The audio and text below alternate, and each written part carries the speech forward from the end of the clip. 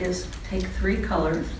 Actually, you can take more than that if you want. I'll show you a couple of samples. These are just some beads. These are the beads that were on the website, if you looked at the website. This is a Friskies cat food can. But the top is polymer clay. Right? These are all the guys that did me wrong. There are 4 of them. Yeah, those are great. But you can actually,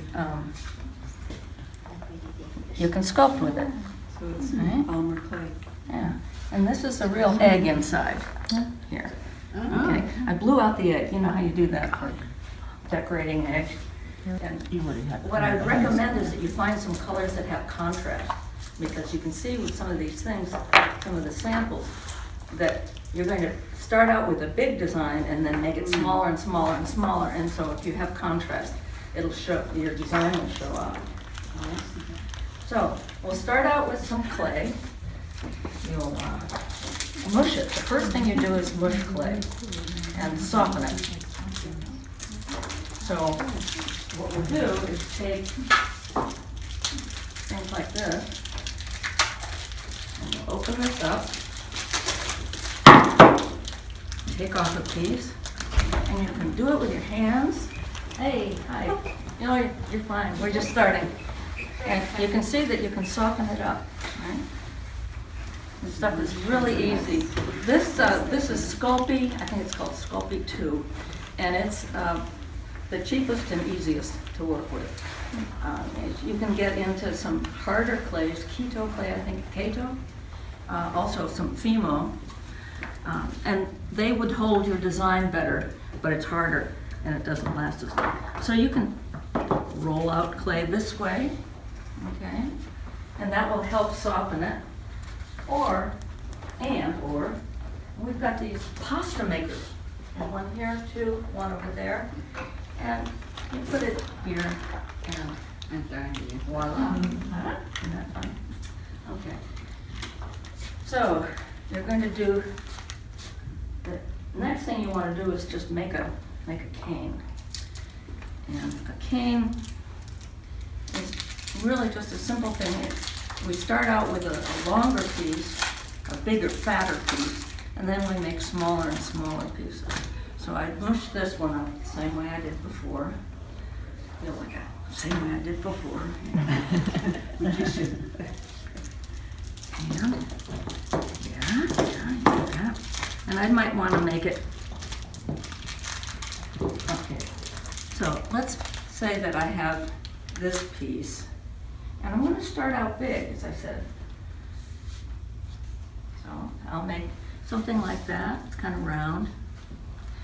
And I'll wrap it. And one of the things we'll be using are dangerous. These are tissue cutters. And they cut tissue. So one needs to be careful.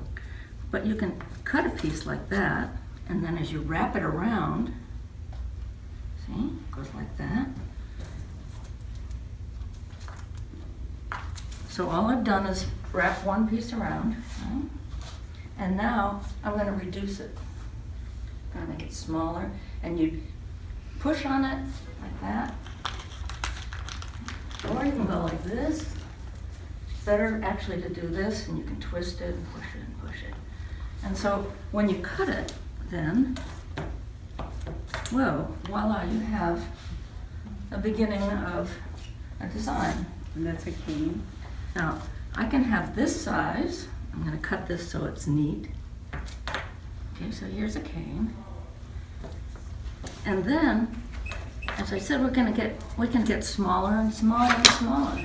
When you get way down like this, then you can cut it into some pieces. Let's say you're, and then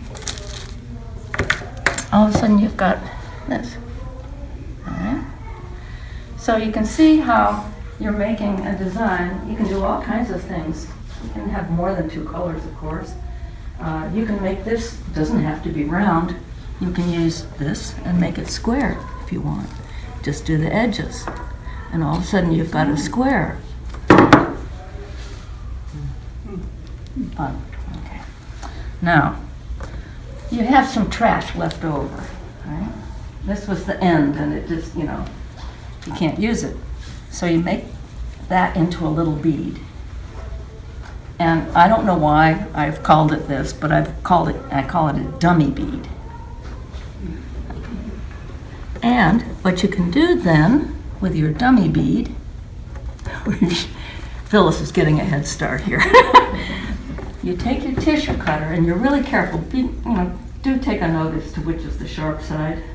Okay. And you just cut a little piece off, like that. And another little piece. And another little piece. And then you can cover your dummy with these pieces.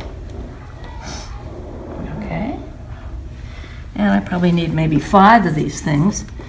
This is really mushy stuff, this green.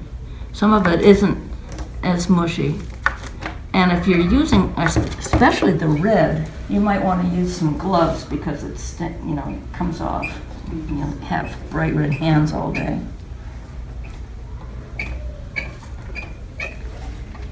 And one more. Okay. Yeah.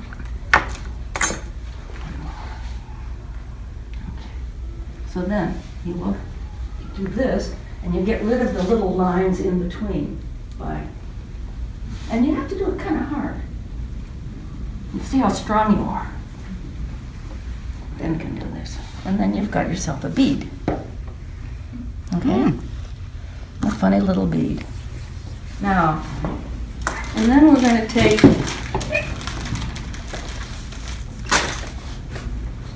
some, what do you call these, barbecue sticks?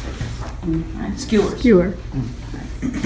And we're going to just take it like this, hold it, and stab it like that. So I've stabbed it on one side, and I make it go all the way through like that. And then I'm going to stab it on the other side, just to make sure. And of course yeah. And then I've got myself a bead ready to bake. We bake them in the toaster ovens for 25 minutes. I think it's 25 minutes at 275. And then it comes out as a nice hard bead. The next thing we're going to do after that, and we'll do this in the afternoon, will be, if you want to, we'll glaze them. You don't have to glaze them, but it makes them shiny. You can see the shiny beads over there. So I've got this Sculpey glaze, and we've got these wonderfully cheap little, and so we'll take it, glaze it.